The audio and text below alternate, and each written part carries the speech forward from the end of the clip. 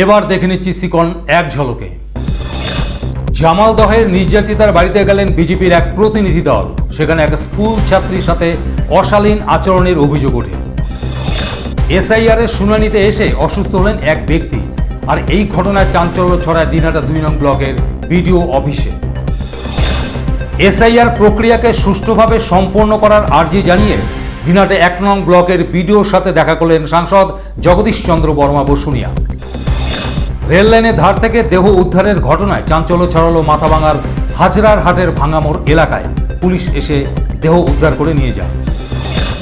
Heritage কাপের চূড়ান্ত পর্যায়ের খেলা হলো সোমবার নৈশালকে। এদিনের খেলায় জয়ী হয় Chandamari cricket academy. All India মহিলা সাংস্কৃতিক সংগঠনের পক্ষ থেকে জামালদহে কাণ্ডের প্রতিবাদ জানিয়ে পথে নেমে বিক্ষোভ দেখালো তারা। স্মারকলিপি দেওয়া হলো কোচবিহারের পুলিশ সুপারকে।